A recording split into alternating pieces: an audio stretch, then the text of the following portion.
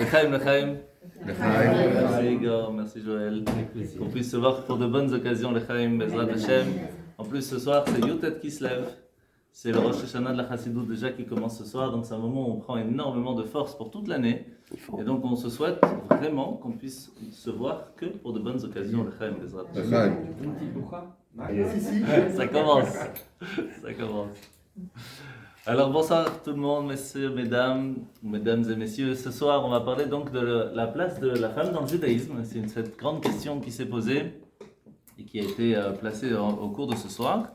Alors si quelqu'un cherche différentes choses que le judaïsme dit sur la dame, sur les femmes, et qui peuvent être vues comme si elles étaient moins placées que l'homme, ne cherchez pas, je vais vous faire la liste. On va commencer avec la femme ne compte pas au minyan. Grande question. On a le fait qu'elle ne monte pas à la Torah. Cool. On a le fait aussi qu'elle ne peut pas être témoin dans un tribunal rabbinique. Ça, c'est vraiment pas sympa. On a le fait qu'elle a beaucoup moins de mitzvot positives à faire, puisque si ce n'est pas lié ou dépendant du temps, elle n'en a pas l'obligation. On a le fait aussi que l'homme et les femmes sont séparés à la synagogue. On a cette mechitza qui est un peu au milieu. Elle ne dirige pas la prière non plus. Grande question. Il y a aussi une phrase qui est dite par les sages que les femmes sont da'atan kalot. Que alors je traduis, mais ce n'est pas la vraie traduction. Après, on va voir là ce que ça veut vraiment dire. Da'at, ça veut dire la connaissance. Kalot, légère. Qu'est-ce que ça veut dire? Ça pourrait être mal pris. Et puis il y a toutes les lois de Nida, le mikvé, les règles, etc. Et ça aussi, ça peut être pris de façon amoindrie par rapport à l'homme. Donc là, on a posé un petit peu les fondations des questions qu'on peut se poser par rapport... La perruque et les jupes longues. Oui, that's new, etc. Tout à fait. Donc il y a déjà pas mal de questions qu'on peut se poser, qu'on pourrait mettre pas du tout en valeur la femme dans le judaïsme par rapport à ce qu'on aurait dû le faire. Donc la conclusion de tout ce que je viens de vous dire, c'est que le judaïsme, il discrimine la femme. Maintenant, c'est pas vrai et c'est pas faux. C'est des choses qui existent. Mais tout dépend quelle est la définition du mot discriminer. Et comment on définit, en fin de compte, l'égalité homme-femme. C'est ce qu'on va essayer d'abord de comprendre. Il y a une question qui se pose, qui est très importante, c'est est-ce que la femme, c'est juste un homme avec un corps différent, ou vraiment l'homme et la femme sont deux mondes complètement différents? Qu'est-ce que vous diriez de ça?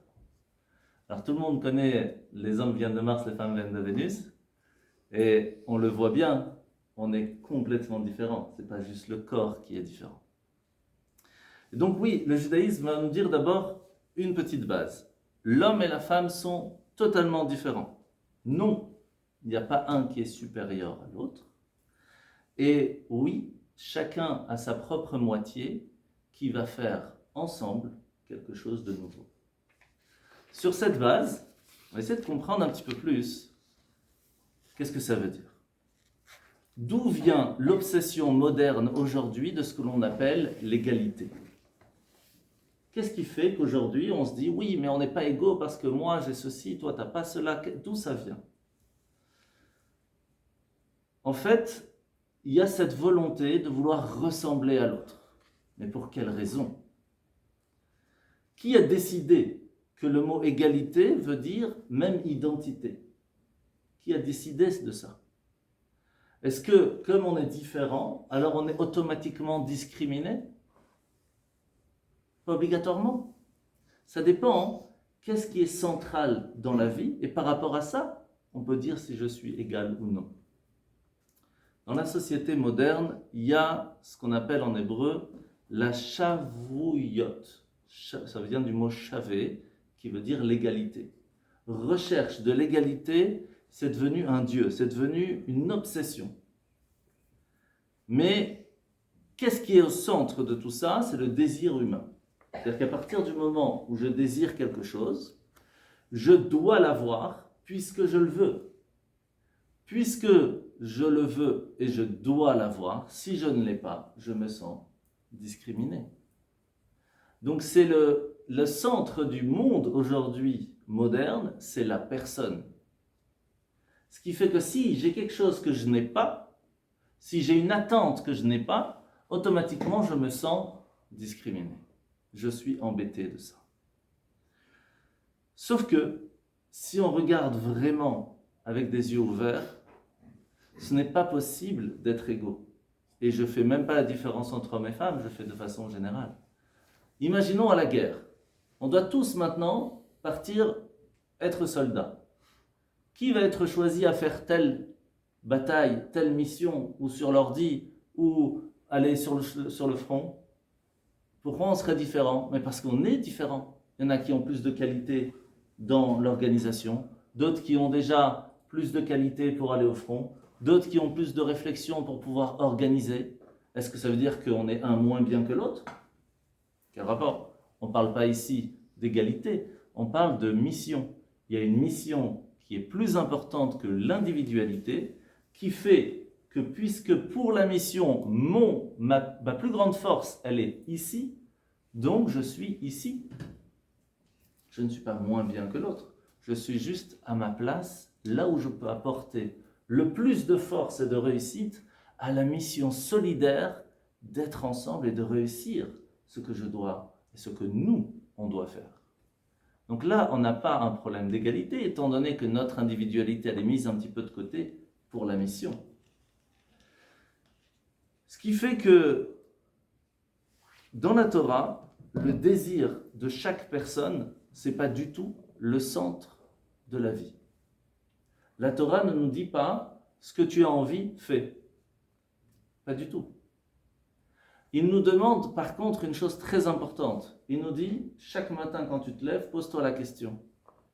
Pourquoi je me suis réveillé ce matin? Quelle est ma mission sur Terre? À quoi je sers aujourd'hui? Est-ce que j'ai une utilité, pas seulement à ma petite vie personnelle, dans mon ego de ce que moi je veux, mais qu'est-ce que Dieu attend de moi? Qu'est-ce que l'humanité, l'univers attend de moi? Donc là, ce n'est pas mon désir qui est au centre. C'est ma mission, mon rôle qui est au centre. Et donc, les qualités que j'ai vont devoir être mises à être tout donné, toutes ces forces-là, pour faire ma mission. Et c'est pour ça que Dieu est au centre de notre vie, et pas l'homme, pas l'humain. Donc automatiquement, si je veux savoir est-ce que je suis discriminé ou non, est-ce que je suis mis dans la mission que Dieu a mis dans ma vie, est-ce que je fais ma part? Si on ne me laisse pas faire ma part, là oui, je suis discriminé. Donc ce n'est pas par rapport à mon désir qu'il faut regarder, c'est par rapport à la mission. Donc déjà, on a basé une fondation de ce que le judaïsme va voir, pas sur l'homme, pas sur la femme, mais sur l'humain de façon générale. Sur ça, on a bien compris que le fait de penser qu'un homme peut être plus ou moins, ou qu'une femme peut être plus ou moins discriminée par rapport à l'autre, c'est parce qu'il ou elle a des désirs qu'ils ne sont pas écoutés. Alors que si on regarde plutôt le rôle de chacun, alors on a une vision complètement différente. Sur ce, pourquoi est-ce qu'il y aurait alors des règles différentes pour les hommes et des règles différentes pour la femme? Pourquoi? Pourquoi faire en fin de compte cette différence? Est-ce qu'il y a vraiment une justice là-dedans? Est-ce que ce n'est pas injuste? Eh bien, la base de la réponse, elle est que, étant donné qu'on a des rôles différents dans la mission, automatiquement, on n'a pas les mêmes potentiels, on n'a pas les mêmes forces, on n'a pas les mêmes visions, et on n'a pas les mêmes règles, tout simplement. Parce que celui qui va travailler dans l'infographie, eh ben, on va lui donner toutes les règles et les missions et les horaires qu'il a besoin pour. Celui qui va travailler sur le terrain en train de construire un architecte, il ne va pas avoir les mêmes règles. Et pourtant, il n'y a pas de discrimination entre l'un ou l'autre. C'est juste que chacun, il a un rôle différent. Alors, vous savez ce qu'on va faire? On va repartir depuis le début. Comment tout a commencé? La création du monde. 6e jour de la création, on va devoir créer en fin de compte quelque chose. Quelqu'un qui va donner un but même à ce que le monde a été créé. Parce que quand on parle du Rosh Hashanah, par exemple, le Rosh Hashanah que l'on fête, vous savez, juste avant Kippour, c'est le 1er jour de la création? Non, c'est le 6e jour de la création. Qu'est-ce qui a été créé ce jour-là? L'homme et la femme. Sauf que lorsque l'on parle de la création de l'homme, très intéressant ce qui se passe. Hachem va voir les anges, va voir plein de choses qui ont été créées et leur pose la question, qu'est-ce que vous en pensez? Ça vaut le coup de créer l'homme? Et là, on a différentes réponses. On a l'ange de la bonté qui dit, mais l'homme, il va être tellement bon, ça vaut le coup. Arrive alors l'ange de la vérité qui dit, mais pas du tout, il va faire que mentir, ça vaut pas le coup. Arrive l'ange de la droiture et dit, mais l'homme va être droit dans sa vie. Arrive alors l'ange de la guerre et de la paix qui dit, mais jamais il va réussir à faire la paix. Ça vaut pas le coup de l'amener sur terre. Et là, on va voir que Hachem va devoir trancher. Dieu va devoir trancher. Est-ce que ça vaut le coup de créer l'homme? Et il va mettre la paix sur terre pour dire, en fin de compte, si l'homme recherche la paix, il réussira alors à faire sa mission sur terre. Mais c'était une question. Est-ce que ça vaut le coup ou non? Il y avait un doute. Est-ce que l'homme va réussir sa mission? Par contre, lorsqu'on parle de la création de la femme, Hachem n'a aucun doute. C'est la version 2.0. Aucun doute. Va-y-va, il l'a construite. Rien à voir. Pourquoi? Pourquoi est-ce qu'il n'y a pas eu de doute lors de la création de la femme, alors que pour l'homme, oui? Tout simplement parce qu'elle a été créée après que tout soit déjà prêt. Adam est déjà là, le monde est en place. Il va falloir faire quelque chose de différent. Tout simplement parce que spirituellement, la force de la femme, elle a quelque chose que l'homme n'a pas. C'est pas qu'elle est mieux, c'est pas qu'elle est moins bien, c'est qu'elle a un rôle complètement différent que l'homme. Et ce qu'elle a reçu, c'est qu'elle est liée à la vie dans le sens où elle est dans la continuité, dans l'intériorité, elle est plus intuitive par rapport à l'homme. Est-ce que ça veut dire que l'homme ne peut pas l'être? Non. Est-ce que ça veut dire que l'homme a des choses que la femme ne peut pas être? Non. C'est juste qu'elle a une faculté beaucoup plus vive d'avoir cette intériorité que l'homme va devoir travailler beaucoup plus pour l'avoir. Maintenant, puisqu'on a compris que le risque était plus grand chez l'homme, et que c'est pour ça qu'on pose la question, et que pour la femme, il y a beaucoup moins de risques, donc il y a moins de doutes, il n'y a pas la question qui a été posée, l'homme a donc été créé de façon beaucoup plus matérielle. Il va être plus vers l'extérieur, il va avoir un accès beaucoup plus proche à tout ce qui entoure, ce qui fait qu'il y a un risque plus grand qu'il tombe et qu'il faute, et qu'il ne soit pas droit, qu'il ne soit pas honnête, qu'il ne soit pas vrai, qu'il ne va pas être assez spirituel. Étant donné que la femme, elle a cette force de prendre ce qui est déjà existant et de pouvoir le transmettre, le grandir, elle a cette intuition interne, spirituelle, où il n'y a pas de doute qu'elle finira par faire convenablement sa mission sur terre, alors il n'y a pas ce doute, il n'y a pas ce problème, parce qu'elle a déjà cette spiritualité à l'intérieur d'elle. Maintenant, pourquoi est-ce qu'elle est différente? Qu'est-ce qu'elle a de plus, la femme, que l'homme n'a pas, qu'il peut monter, descendre, il n'aura pas? Elle peut donner la vie. Ah oui. Donc on ne peut pas dire qu'il y a un ego ou pas ego. La femme peut donner la vie. Que vous le vouliez ou non, on ne peut pas, nous, en tant qu'hommes, le faire. Est-ce que ça veut dire qu'elle est meilleure? Est-ce que ça veut dire qu'elle est moins bien? Ce n'est pas un problème d'ego. C'est juste qu'elle a une mission, un rôle qui est différent que l'homme.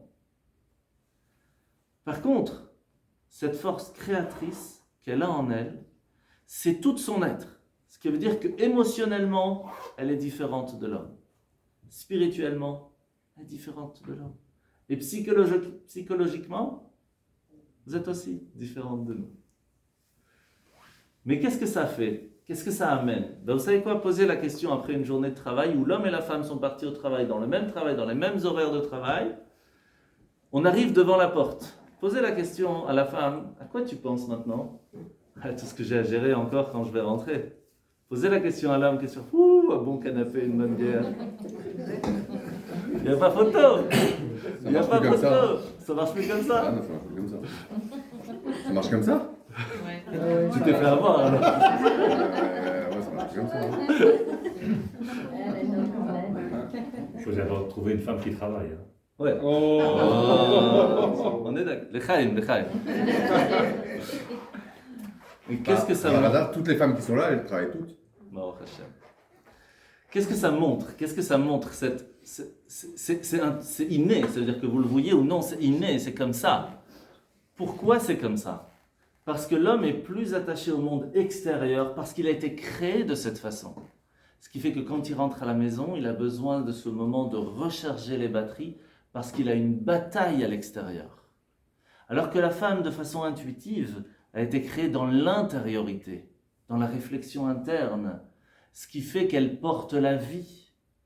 Et c'est pour cela que, intuitivement parlant, c'est comme ça. Elle a cette force de pouvoir gérer ce monde extérieur et intérieur d'une façon complètement différente que l'homme n'y arrivera pas. Alors il peut y arriver, c'est pas qu'il peut pas, de la même façon que la femme peut arriver à gérer l'extérieur. Elle peut même le faire des fois bien mieux que l'homme. Et inversement, vous pourrez voir des hommes qui vont très bien gérer l'intérieur. Marc? Mais intuitivement, de façon générale, il y a quelque chose c'est inné à l'intérieur de l'homme et de la femme d'avoir plus ce côté vers l'extérieur et d'autres vers l'intérieur. Et c'est pour cela que le Zohar nous dit quelque chose de très intéressant chez la femme, le Zohar nous dit que la femme, elle a ce qu'on appelle Bina Yetera. Elle a une sagesse de plus que l'homme n'a pas. Alors qu'est-ce que ça veut dire? C'est quoi Bina? On va essayer de comprendre. Eh bien, de façon générale, si on veut donner juste une phrase en français, elle voit des choses que l'homme ne voit pas. Elle a une intuition, sixième sens, la femme, que l'homme n'a pas. C'est comme ça. Et c'est pour ça que même Rabbi Eliezer ben Orkonos, qui était un très grand sage de l'histoire, chaque fois qu'il y avait des grandes décisions à prendre, il demandait à sa femme. Je vais vous dire encore mieux. Lorsque l'on veut faire quelque chose pour la famille, pour autre, on doit en parler, communiquer, partager, pour qu'ensemble on puisse prendre la décision finale. Parce que le fait de partager son idée permettra à la femme de montrer à l'homme ce qu'elle voit, ce que l'homme ne voit pas. Il y a quelque chose, elle a un sixième sens que nous, on n'a pas. Et c'est pour ça aussi qu'un homme, de façon générale, peut avoir la même serviette pendant 20 ans, même s'il la lave à chaque fois, elle va changer de couleur, mais il va la garder, ça ne dérange pas.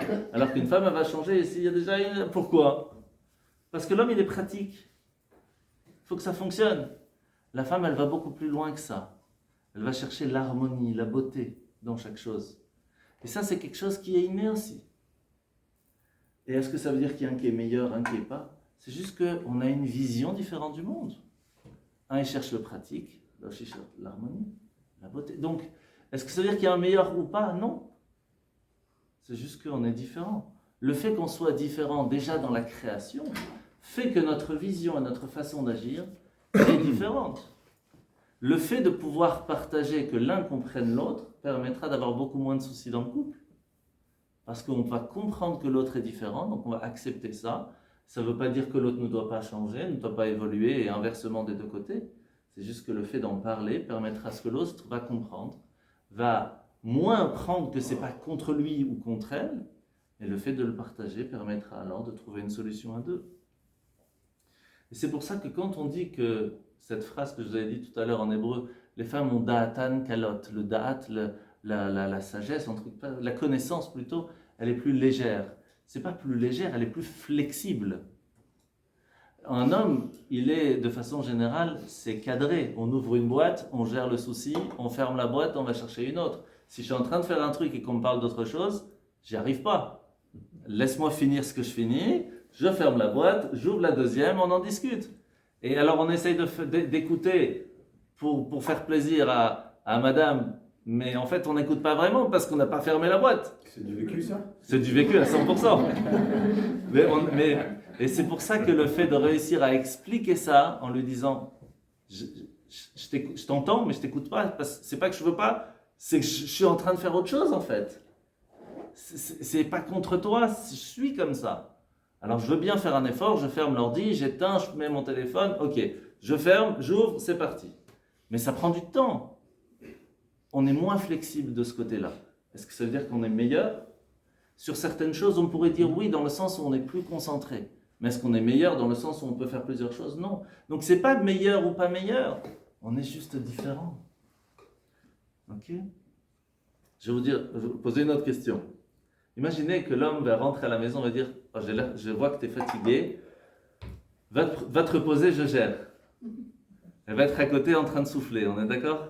Ça aussi c'est du vécu. Pourquoi c'est difficile pour elle de le voir nettoyer? Parce qu'elle nettoie pour que ce soit propre, lui va nettoyer pour que ça a l'air propre. C'est vrai ou c'est pas vrai?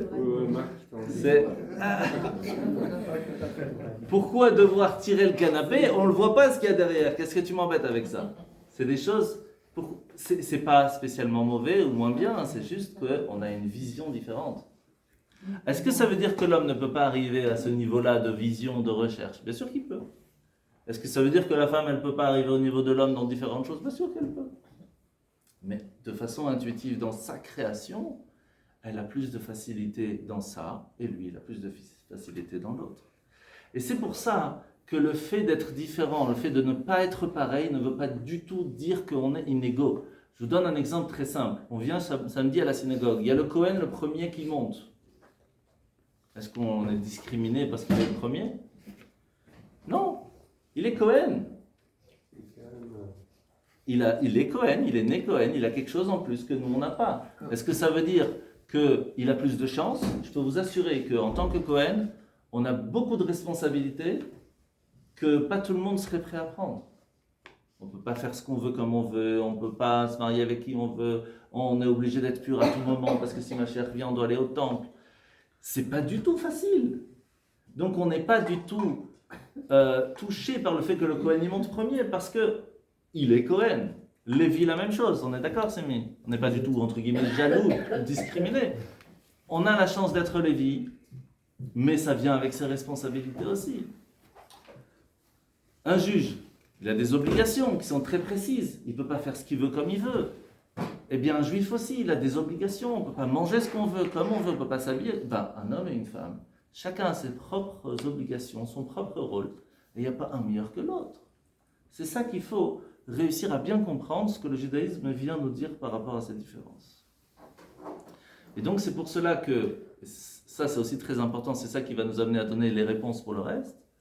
Le rôle va déterminer quels sont les mitzvot et les commandements que l'un ou l'autre va devoir faire ou non. Parce qu'on a un rôle, on a une mission. Sur ce, on va essayer de voir quelques autres différences qui vont nous montrer vraiment dans quoi on est différent. Je vous donne un exemple très simple. Il y a eu une petite recherche scientifique qui a été faite sur quels sont les sons, les musiques ou les sons qui va réveiller un homme ou qui va réveiller une femme. Il y a un top 10 comme ça. Le top 10, dans le top 10 pour les hommes, c'est plutôt le klaxon ou l'alarme. Ça réveille l'homme. Pour la femme, c'est plutôt le pleur du bébé. Ça la réveille. Alors que vous pouvez très bien dormir, un homme peut dormir toute la nuit, et la femme va dire il a pleuré toute la nuit. Ah, je n'étais pas au courant. Ça m'a pas tiqué. Mais pourquoi? Moi, ça m'a réveillé. Mais on n'a pas été créé de façon à ce qu'on soit réveillé avec ce son. C'est pas qu'on n'a pas voulu. On n'a pas été créé comme ça. Est-ce que ça veut dire qu'on ne peut pas? On peut, bien sûr, il suffit de faire le switch à l'intérieur en se disant il faut vraiment que je me mette parce que je sais qu'il faut. Dans ce cas-là, on y arrive.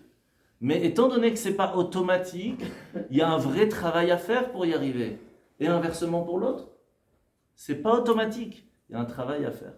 Le souci, il est quand l'homme il demande à la femme de faire ce travail qui n'est pas automatique pour y arriver. Et c'est là la difficulté. Combien on est prêt à faire, combien on arrive à faire, jusqu'où on arrive. Mais c'est un vrai changement, c'est un vrai travail interne.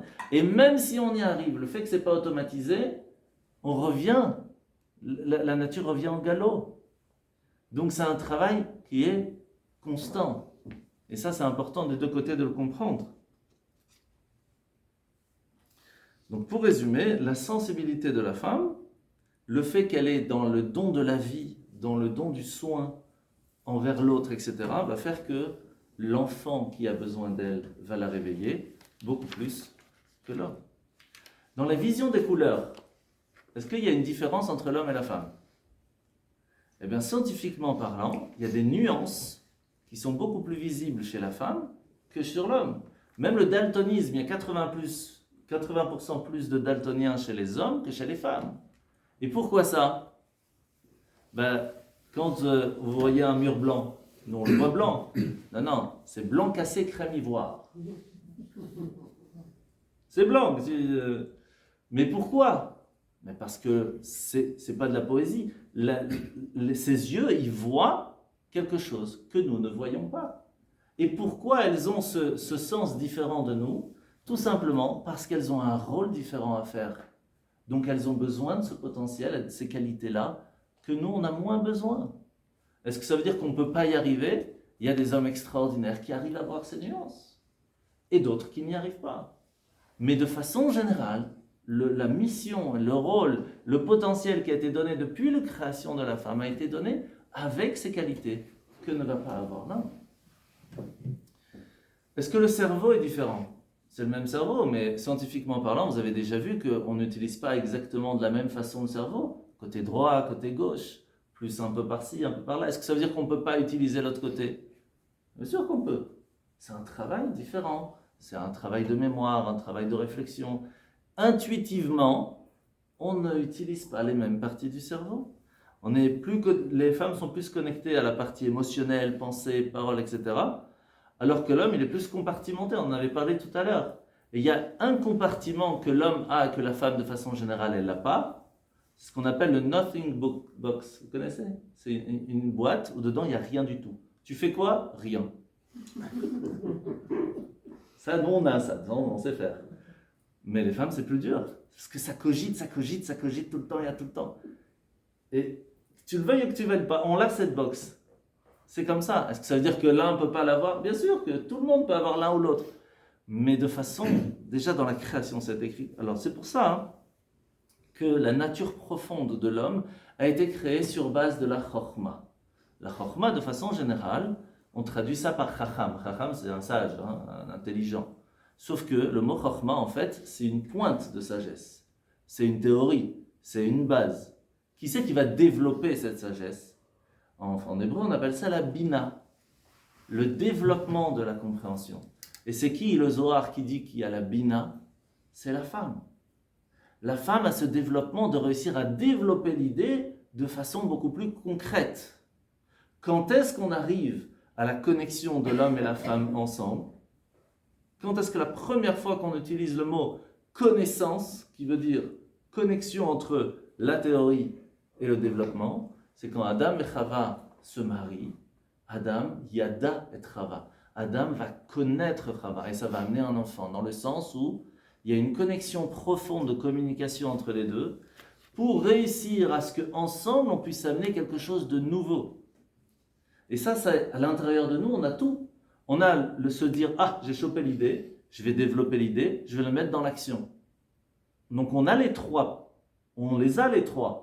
Chokhma, Bina, Da'at. C'est bien tombé, on est le 19 qui se lève, Rosh Hashanah Chassidut, du mouvement Chabad. Chet, Bet, Dalet. Chokhma, Bina, Da'at. C'est bien tombé. Et donc, on l'a tous, mais on a plus de facilité en tant qu'homme de trouver l'idée, et en tant que femme, on a cette faculté de développer. C'est inné. Est-ce que ça veut dire qu'un homme ne peut pas arriver à Bina? Bien sûr. Est-ce que ça veut dire que la femme ne peut pas avoir Chokhma? Bien sûr. Mais de façon innée, il y a intuitivement, il y a quelque chose de plus. Et c'est pour ça que la Torah va nous dire une phrase qui va résumer quelque chose d'extraordinaire que la femme se doit d'entendre. La Torah nous dit, la maison c'est l'homme, non, la maison de l'homme c'est sa femme. Parce qu'en fait, la femme elle n'est pas à la maison, la femme c'est la maison. Qu'est-ce que ça veut dire c'est la maison? C'est elle qui va déterminer la température la lumière, la direction. Et si ça ne se passe pas bien avec madame, il n'y a rien qui se passe de bien dans la maison. Et même dans le travail, et même dans tout le reste. Parce qu'elle est la maison. Vous voyez la différence? C'est l'essence même. Et c'est pour cela que la Torah, même le roi Salomon nous dit, c'est Aker et Abayit. Le Ikar, le plus important, l'essence même de la maison, c'est madame. Et c'est pour ça qu'à ce moment-là arrive tout de suite la question de ce qu'on appelle Nida. Vous savez que pour un homme, il y a 3 mitzvot, 3 commandements qui sont hyper importants. Et pour une femme, il y a 3 commandements qui sont hyper importants. Avant le mariage, on fait une fête, surtout chez les Sefs, ça s'appelle le Aîné. En fait, le mot Aîné, ça vient de quel mot? Chéné, qui vient de quel mot en fait? Chana. Ma femme s'appelle Chana. C'est quoi Chana? Chet, c'est Chala. Nun, c'est Nida, le fait d'aller au mikvé. D'accord? Et He, c'est Adlakat Nerot, l'allumage des bougies. Ce qui veut dire que si une femme veut pouvoir dire j'ai le minimum syndical, entre guillemets, pour me dire je suis connecté avec le bon Dieu, Chala, le fait de faire Shabbat, de prélever la Chala, etc. Nida, faire attention à son couple, d'aller au mikvé, etc.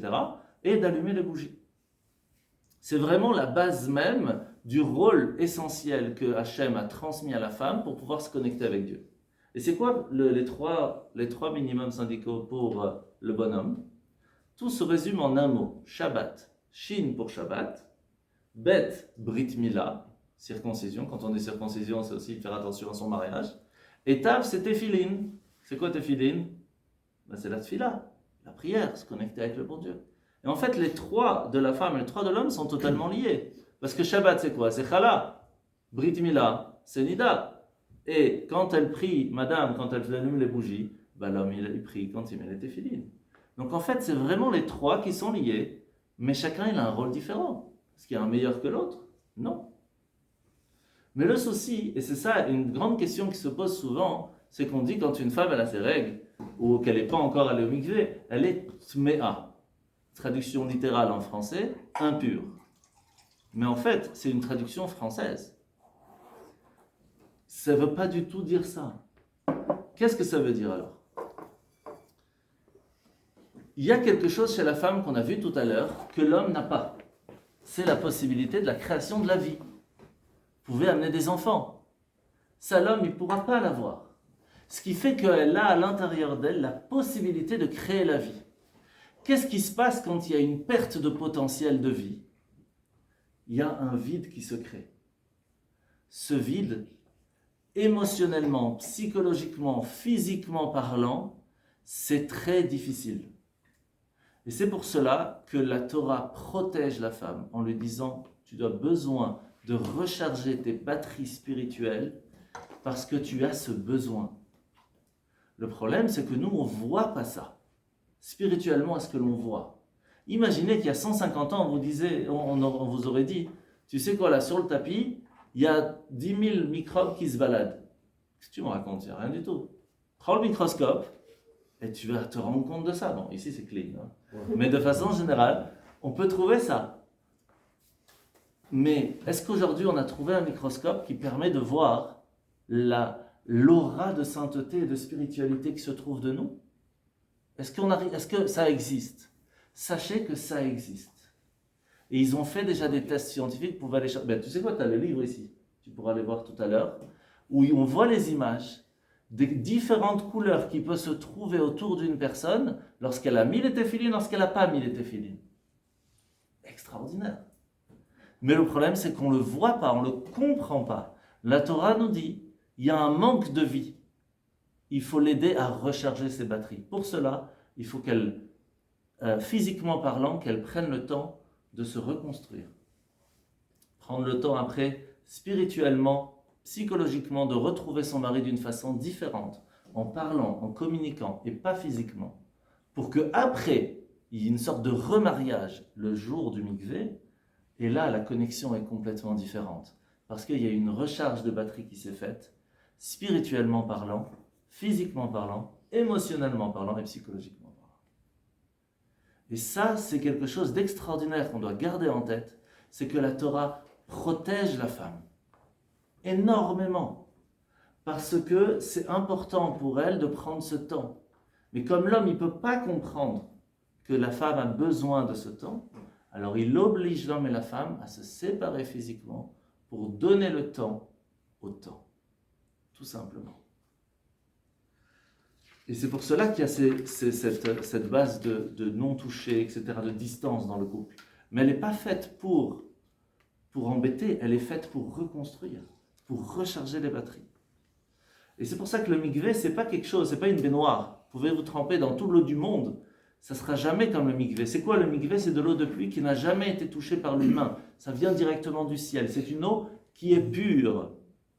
Est-ce qu'aujourd'hui on peut savoir la différence entre l'eau pure et pas pure? Eh bien, dans le livre que tu as juste derrière, il y a aussi quelques preuves scientifiques. Si vous prenez de l'eau qui n'a jamais été touchée par l'humain, donc vraiment dans le torrent, vous les mettez au congèle, chaque goutte. À une, vous lui dites une phrase sympathique, et à une autre goutte, un truc pas super joli, vous verrez au microscope la différence, elle est phénoménale. Phénoménale. Et vous pourrez regarder dans le livre qui est juste là derrière. C'est extraordinaire la différence. L'eau qui vient directement du ciel et qui remplit ce bain de mikvé permet de faire régénérer la vie. Et c'est à ce point que le Zohar nous explique que quand un homme ou une femme se trempe dans un mikvé, quand elle est complètement entourée de l'eau, c'est comme si elle est à ce moment-là dans le jardin d'Éden en train de renaître comme la première femme de l'histoire. C'est énorme. Et pourquoi? Parce qu'à ce moment-là, en fait, il y a 40 CA d'eau. C'est une mesure en hébreu, 40 CA. Le chiffre 40 est repris énormément de fois dans l'histoire. 40 jours et 40 nuits du déluge, 40 jours, 40 nuits sur le mont Sinaï, 40 jours, 40 nuits si quelqu'un veut changer d'habitude. Donc il y a ce pourquoi? Parce que le mot Vlad, qui veut dire renaître, un nouveau-né, c'est la valeur numérique de 40. Et c'est dans tout, c'est comme ça. Alors, on va pas faire un cours sur le mikvé, mais comme ça, vous comprenez un peu l'idée de l'importance du mikvé. Des fois, on se sent un peu perdu. Le fait d'aller au mikvé régénère complètement toute la spiritualité, toutes les forces énergétiques qu'un homme ou une femme peut avoir. Et c'est pour ça que le minimum syndical pour un homme, c'est une fois par an au moins avant Kippour, parce qu'on ne peut pas arriver au niveau de la qualité de la femme dans sa pureté, parce qu'on n'a pas cette force de donner la vie. Donc notre niveau à nous en tant qu'hommes de pureté ne peut pas arriver au niveau de la femme. C'est pas possible. Et c'est pour ça que quand un homme va au mikvé, il ne fait pas la bénédiction. Alors que vous, mesdames, quand vous allez, faites une bénédiction. Parce que vous allez arriver à un niveau de pureté, de spiritualité énergétique extraordinaire, que nous, on ne peut pas avoir. On peut se tromper 10 000 fois, ça ne changera rien. Et c'est pour ça que le fait que le lien de la vie avec la femme est tellement fort qu'il y a un vrai encadrement spirituel que la Torah donne pour aider la femme à se régénérer. Maintenant, vous vous rappelez qu'au début, on a posé une question sur les témoignages. Pourquoi est-ce que dans un tribunal rabbinique, on va écouter les hommes, on ne va pas écouter les femmes? C'est le message général qui est transmis quand on parle de la discrimination de la femme. Alors, je vais vous dire, comme je vous ai dit tout à l'heure, c'est vrai, mais c'est faux. C'est vrai que si maintenant il y a quelqu'un qui a un problème, tu me dois 10 000 euros, tu ne m'as pas rendu, etc., et que la femme était là et qu'elle peut témoigner, la Torah dit, ne viens pas au tribunal. Par contre, si on veut savoir si c'est cachère ou si c'est pas cachère, si le mikvé a été bien construit aussi, là on demande à la femme de venir. Pourquoi? Ça dépend qu'est-ce qui est le plus important dans la vie. Quel est le centre de la vie? Sur quoi est-ce que le Hachem, Dieu, nous dit tu vas pouvoir lui faire confiance à 100%? Il n'y a même pas besoin de 2 témoins quand c'est une femme. Une seule suffit. Alors que quand c'est un homme, il faut 2. Mais à l'homme, on l'oblige à venir au tribunal pour dire ce qu'il a vu lorsqu'il y a eu une transaction ou autre. La femme, non. Alors vous allez me dire, pourquoi si maintenant elle veut? Imaginez qu'une femme dit, mais je sais, je veux, je suis prêt à venir. La Torah te dit non. Et tu sais pourquoi non? Parce qu'imagine le Premier ministre qui dit maintenant, je vais aller à Gaza maintenant sans protection. Qu'est-ce qu'il va lui dire à la sécurité? Non. Tu veux ou tu veux pas? C'est non. Pourquoi? Parce qu'on te protège. Parce que là-bas, ça peut être dangereux pour toi. Eh bien, le souci, c'est qu'émotionnellement, la femme allait au tribunal devant tout le monde, avec tous les stress que les gens vont la regarder, on va lui poser des questions dures, difficiles, qui peuvent la faire. Émotionnellement, ça peut être très dur. La Torah protège la femme. Et lui dit, ne viens pas, et personne ne peut t'obliger à venir. Comme ça, tu es tranquille. Par contre, quand il y a des choses importantes, spirituellement parlant, tu dois venir. Tu dois venir et on a une confiance beaucoup plus grande en toi qu'envers un homme. Donc c'est ça qu'il faut faire attention quand on dit est-ce que c'est égo ou pas égo. C'est pas un problème d'ego, c'est quel est le rôle, quelle est la force, la Torah va venir protéger la femme. Et ça c'est essentiel. Parce que se tenir devant les juges, être interrogé, devoir revoir des événements douloureux des fois, c'est très difficile émotionnellement parlant. Psychologiquement, c'est très dur. Hachem, la Torah, oblige à l'homme de devoir revivre ces moments douloureux et protège la femme de ne pas avoir le vivre. La séparation à la synagogue. Ça, c'était un petit peu sur ça qu'on avait commencé. Quel est le but de la synagogue? Est-ce que c'est un speed dating? Ça, c'est une bonne question. La réponse est non, c'est pas un speed dating. La synagogue, elle est faite pour un mikdash me'at. C'est un petit temple. Vous savez, il y avait le Beth Amikdash, il y avait le temple. C'est fait pour se connecter avec Dieu. C'est un lieu où on essaye de se concentrer à vouloir se connecter et parler avec Dieu. Donc, pour ça, si je veux me connecter à quelqu'un, surtout en tant qu'homme, je dois fermer toutes les autres boxes pour être connecté et avec une vision d'une seule chose. Donc, je dois me détacher de tout ce qu'il peut y avoir autour de moi, au point qu'il y a des règles pour les hommes. Quand j'ai une place à la Sina, je ne peux pas changer de façon générale. Il ne faut pas que je change de place, je garde la même. Parce que le fait d'être habitué à cette place va m'aider à me concentrer plus facilement. Ça ne veut pas dire que si quelqu'un m'a pris ma place, je vais dire tu dois absolument. Non, vous avez compris. Il faut être plus intelligent que ça. Mais c'est important d'avoir son sidour, son talit, pour pouvoir être concentré. Et c'est pour ça que certains, vous allez voir, quand ils font la prière, ils mettent le talit sur la tête pour pouvoir vraiment avoir la vision qu'il n'y a rien autour. Alors, même si on ne met pas tout le temps le talit, au moins pendant la Hamida, vous voyez, de temps en temps, on met quand même le talit pour vraiment se concentrer, on parle avec Dieu, on ne regarde pas ce qu'il y a autour de nous. Le souci, c'est que l'homme, de façon générale, dans sa nature, il est très sensible visuellement. Même dans la nourriture, on mange beaucoup avec les yeux. Et tout en général, le visuel est très important pour l'homme. Ce qui fait qu'il faut un mouvement, un visage, une silhouette, tac, il n'est plus là. Concentration, elle est partie. La femme, par contre, elle a beaucoup plus de facilité à rester concentrée sur des choses importantes. Mais l'homme, non. Non, pas du tout. Alors, qu'est-ce qui va se passer si on mélange les hommes et les femmes? Alors, les hommes vont regarder les femmes vont se sentir vues et observées. Et ça, c'est pas sympa. Vous êtes d'accord, mesdames, ou pas? De se voir comme ça, observer à chacun, c'est pas joli. Donc, ce qui va se passer, c'est que personne ne va prier véritablement. Donc, le fait d'avoir, la Torah a dit, puisque c'est un endroit qui est fait pour, faisons une séparation. Laissons à chacun son rôle de pouvoir se concentrer et faire les choses convenablement. Dans la vie, fais ce que tu veux, mais là, tu as un moment spécial où tu dois te concentrer à être détaché du monde pour parler avec Dieu. Alors concentre-toi. Fais pas autre chose. Et dans une fête? Alors ça dépend comment. Dans un mariage? Dans un mariage, où les femmes sont séparées des hommes? Danser, c'est un vrai problème. Parce que c'est pour protéger madame que les hommes vont regarder comment elle danse. C'est pas agréable. Et Hachem protège la femme de ce côté-là. C'est tout simple.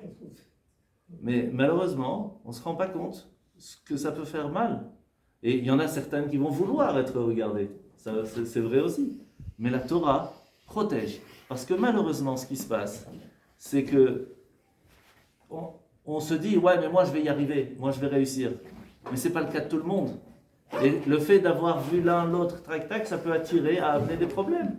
Et ça peut casser beaucoup de vies. Ça peut casser beaucoup de vies à cause de ça. Donc la Torah protège.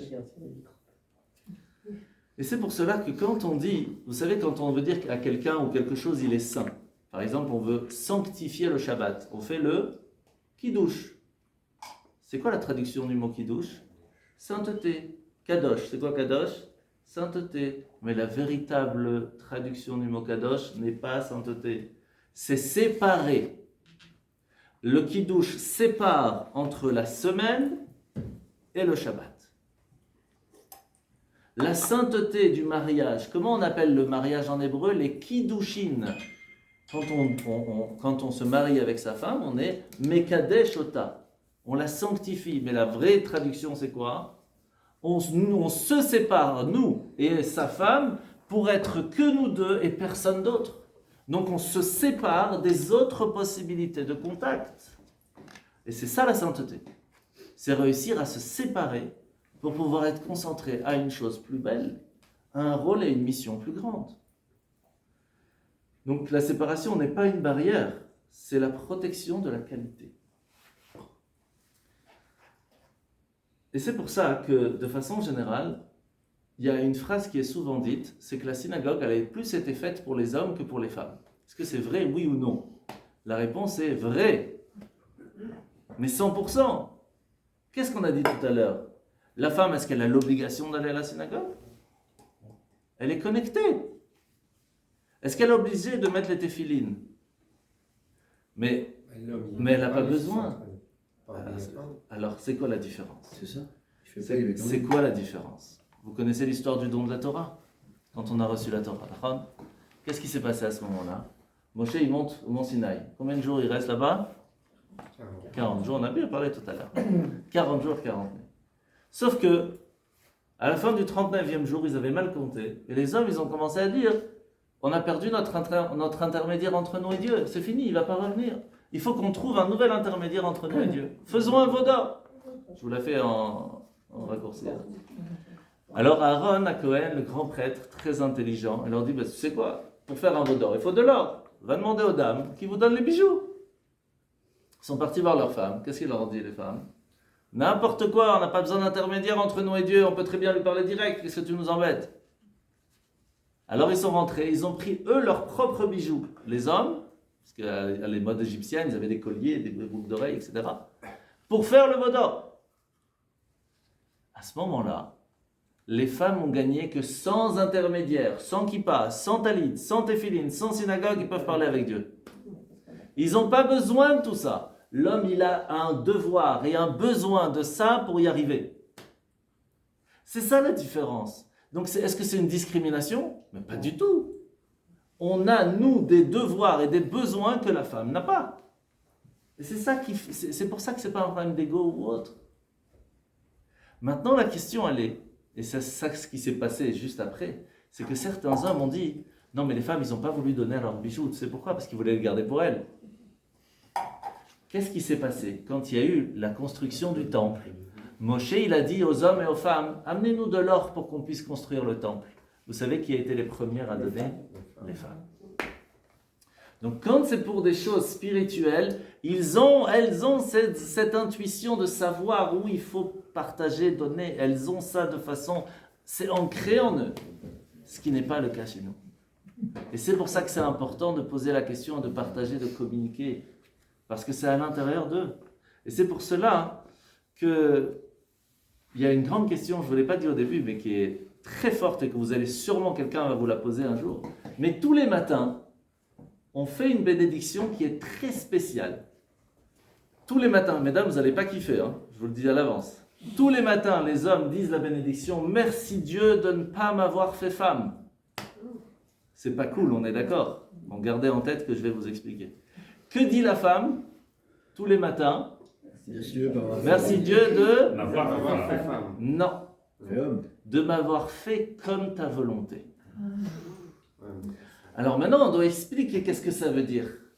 Si on traduit le fait de dire merci Dieu de ne pas m'avoir fait femme, ça veut dire ne pas m'avoir fait inférieur.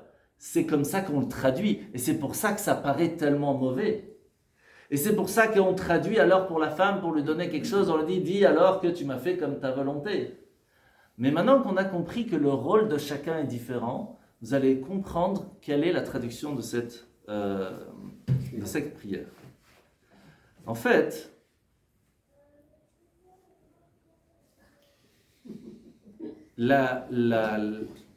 qu'est-ce qu'elle dit la femme?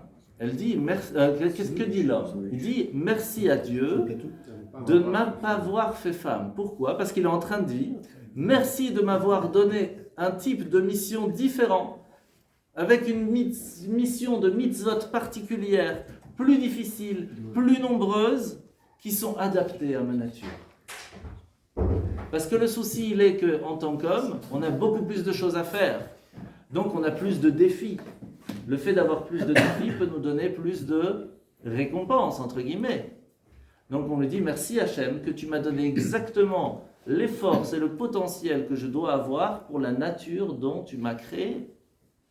Et étant donné que la femme a moins de défis par rapport à l'homme, on dit merci Hachem que tu ne m'as pas créé comme ça parce que ça me permet aujourd'hui d'avoir plus de défis et donc peut-être plus de récompenses.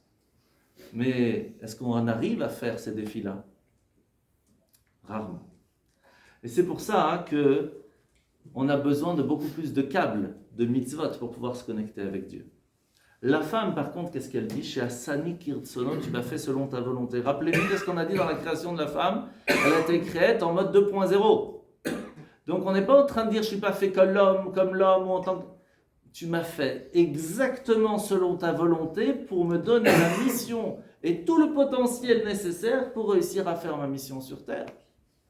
Donc, et c'est pour ça que généralement, le fait de ne pas savoir traduire les mots en hébreu amène tellement de problèmes de compréhension. Si on dit quelqu'un, ouais, t'es marié, t'es saint, rien à voir, tu es séparé. Toutes ces traductions qui sont comme l'impureté, ça n'a rien à voir, c'est un manque de vie spirituelle, un manque d'énergie. Donc c'est pour ça que le fait de savoir traduire va nous permettre de comprendre ce que l'on dit et enlève tous ces problèmes et ces questions qu'on peut se poser. C'est pour ça que, pour résumer, l'homme il va remercier Hachem d'avoir beaucoup de mitzvot, beaucoup de choses à faire, alors que la femme remercie d'être déjà plus droite de base et plus en phase. Okay? C'est pour ça que pour résumer, nous on a besoin de 613 câbles pour se connecter, la femme elle est en Wi-Fi, c'est beaucoup plus facile. On va finir. Ça vous dit de finir ou c'est trop long ou pas? Non. On est à 54 minutes, donc on est resté 6 minutes. C'est bon. C'est bon 6 minutes? 6 minutes. 6 minutes? 6 minutes. La ketouba, le fait d'avoir un contrat de mariage, c'est la Torah qui l'a fait mettre en place. Les sages l'ont institué. Vous savez pourquoi? Parce que pendant une petite époque, ça n'a pas duré longtemps, mais pendant une époque, l'homme pouvait divorcer comme ça, tac. Et il n'y avait plus rien pour madame. Les sages disent non mais c'est pas possible, la Torah protège la femme pour qu'on fasse quelque chose. Et c'est pour ça que ce contrat protège la femme de plein de niveaux, pour lui donner la possibilité d'être tranquille, de ne pas se dire mais il est fou, il va me jeter du jour au lendemain, j'ai pas de protection, comment je vais faire? Non, pour protéger le mariage et protéger la femme, la ketouba a été créée.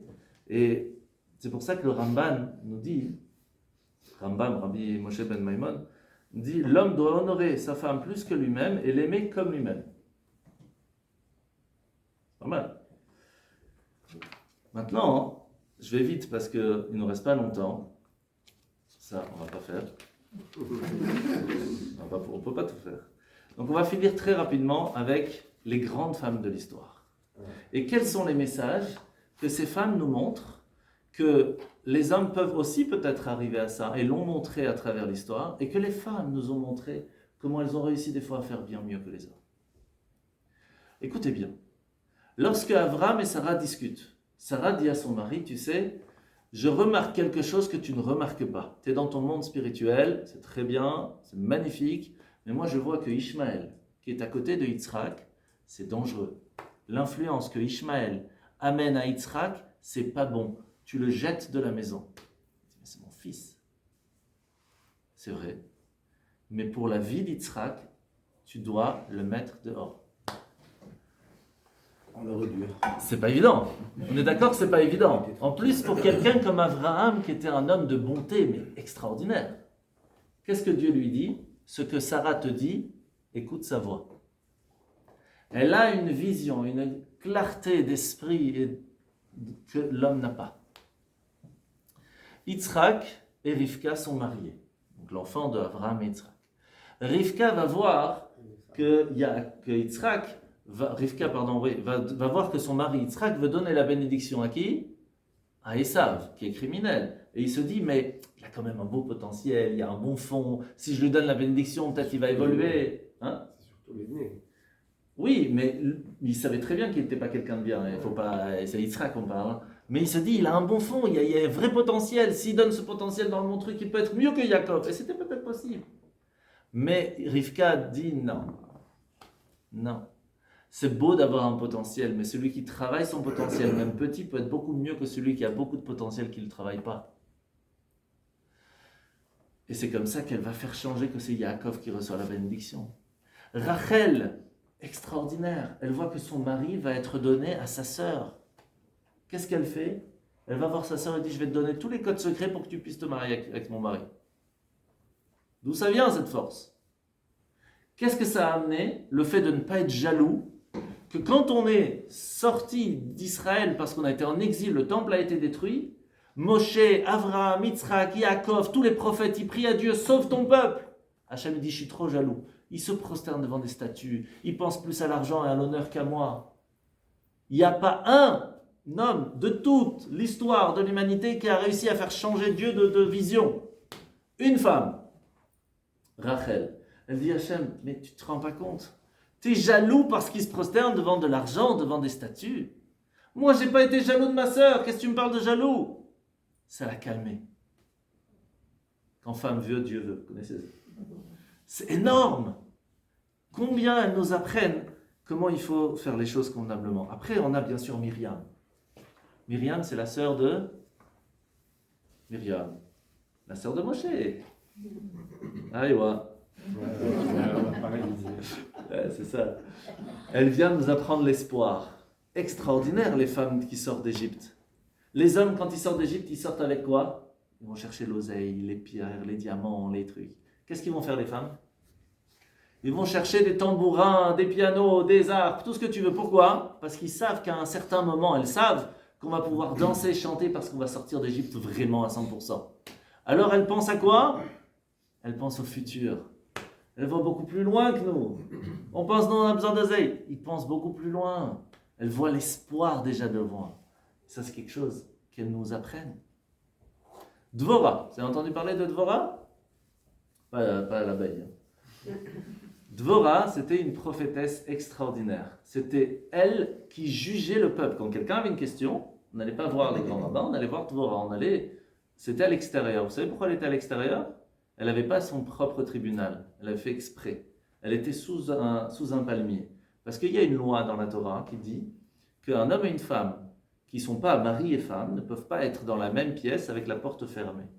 Pourquoi? Parce que ça peut malheureusement amener que des connexions se fassent et ça amène des problèmes. Donc elle s'est dit, si je fais mon propre tribunal et qu'un jour il y a un homme qui ferme la porte, je ne veux pas rentrer dans ce stress. Donc elle se mettait à l'extérieur et c'est elle qui donnait tous les jugements. Et là, même pour des choses d'argent ou autre, c'est elle qui donnait les lois. Extraordinaire. Et donc elle nous montre le leadership, la sagesse, le courage. C'est elle qui va mener la guerre avec son mari pour réussir à gagner contre les ennemis qui étaient à ce moment-là. Après, on a Hana, ma femme. Hana, si je vous dis maintenant, qui c'est qui a institué les lois de la prière? Qu'il faut se mettre debout, qu'il faut parler à voix basse. Qui c'est qui a institué tout ça? Vous savez, grâce à qui on a appris comment faire une prière convenable? C'est grâce à une femme Hana. qui s'appelle Hana. J'ai. Ça rigole pas, c'est ça, hein? Pourquoi Hana? Parce que Hana, elle est arrivée à un moment à se rendre compte qu'elle ne pouvait compter que sur elle-même. Même son mari l'avait mis un petit peu de côté, pas de côté, dans le sens où elle a dit on n'a plus d'espoir d'avoir des enfants. S'il n'y a pas, il n'y a pas. Elle a dit pardon. Elle est partie au temple et elle a commencé à prier. Et toutes les façons, les prières, les mots, la façon comment elle se tient, comment elle parle, tout on apprend d'elle pour savoir comment être sûr à ce que notre prière puisse être écoutée. C'est pas extraordinaire ça? Après on a... c'est ici. On a la fin, ne vous inquiétez pas. On a Abigail. Elle était très calme. Elle a réussi à faire calmer le roi David qui voulait tuer son mari et toute sa famille. Elle a réussi à le calmer. On a Hulda. Hulda, elle avait une autorité spirituelle extraordinaire. Puis on a la reine Esther. Vous connaissez la reine Esther de Purim. Okay? Elle nous apprend le courage, la stratégie, la discrétion, la émouna, la foi en Dieu, plus que Mordechai encore.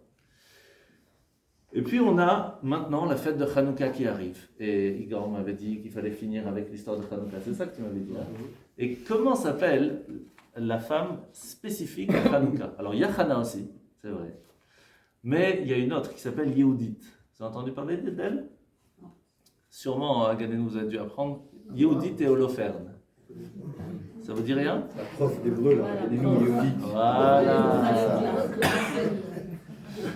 En fait, je vous la fais rapide, mais il y avait au moment de Hanouka, les Grecs avaient imposé une loi très très dure qu'on appelle, comment on appelle ça? Ça va revenir. Ça va revenir. C'est la loi que le général doit, s'il y a un mariage, avant d'aller avec son mari, la Kala, la mariée, doit d'abord aller chez le général avant de pouvoir aller chez son mari. C'était une loi très difficile, ce qui fait que pendant plus de 20 ans, il n'y avait pas de mariage. Il faut se rendre compte que dans le peuple juif, on ne peut pas avoir de relation s'il n'y a pas de mariage. Donc il n'y avait pas d'enfants qui venaient, puisqu'il n'y a pas de mariage. C'est compliqué. Jusqu'au moment où Yehudit, fille de grand prêtre, vient et dit à tout le monde, alors il y a des différents avis, on ne va pas rentrer dans les détails, en tout cas Yehudit dit, moi je vais me marier, officiel. Et les soldats viennent la chercher, dit, attends 2 secondes, je prends avec moi du fromage et je prends avec moi du vin vieux. Elle arrive chez le général, qui s'appelait Holoferne, et dit, avant qu'on fasse quoi que ce soit, tu les chaim. Et ils commencent à manger du fromage, c'est très salé, ils boivent du vin, ils commencent à se saouler, il s'endort.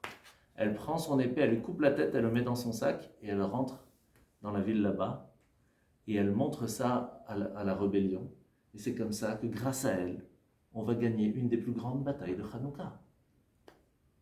Et c'est pour ça qu'à Hanouka, quand on allume les bougies de Hanouka, les hommes ne vont pas aimer ce que je vais dire maintenant, mais quand on allume les bougies de Hanouka, la première demi-heure, mesdames, vous devez être assises sur le fauteuil et votre mari doit s'occuper de vous. C'est comme ça, la première demi-heure, c'est pourquoi Seulement la première bougie. Ouais. Non, les 8 jours. Il veut gagner. Non, les 8 bougies. On doit vraiment s'occuper de sa femme. C'est pourquoi grâce à Yehudit. Et c'est pour ça qu'on mange du fromage à Hanouka aussi, par le mérite de Yehudit. Et tu fais ça toi à Hanouka? Il faut lui demander à madame. Pour conclure, Hachem et la Torah nous dit, je ne veux pas que vous soyez pareils. Je veux que vous soyez ensemble. Rien à voir. Je ne veux pas que vous ayez la même mission, le même rôle. Vous avez chacun un potentiel différent selon ce que j'attends de vous. Et c'est ensemble, vous deux, ces deux âmes qui sont complètement différentes, physiquement, psychologiquement, émotionnellement et spirituellement, qui permettent de créer un foyer juif, qui permettent de faire qu'ensemble on arrive à faire quelque chose de nouveau, qu'on arrive à créer ce qu'on appelle un binyan adéad, ce qu'on donne comme bénédiction quand on est au mariage. De créer vraiment ce foyer juif qui soit fort, qui soit concret et qui puisse amener à ce que les enfants puissent continuer dans la voie du judaïsme. Et ça se fait à deux. L'éducation se fait à deux. Les choix se font à deux. La communication doit se faire à deux. Et c'est difficile à faire. Mais c'est parce qu'on est différent, parce que chacun a une vision différente et parce que chacun va donner son avis et qu'on donne du respect à l'avis de l'autre. Pas parce qu'on ne le comprend pas, parce qu'on ne va pas le comprendre, parce qu'il est différent ou elle est différente, mais parce qu'on comprend qu'il ou a quelque chose de plus ou de différent de nous. Alors on peut mettre ensemble tout ça, mettre et choisir ensemble ce que l'on peut faire. Et donc, c'est pour ça que c'est marqué, si tu veux être un roi à la maison, fais de ta femme une reine. Mais inversement, si tu veux être une reine à la maison, fais de ton mari un roi. Et c'est parce que chacun va faire un pas vers l'autre qu'ensemble on peut faire quelque chose. Et donc pour résumer, la place de la femme dans le judaïsme, elle est bien au-delà que celui de l'homme, mais en fait, elle est simplement au même niveau par rapport à sa mission.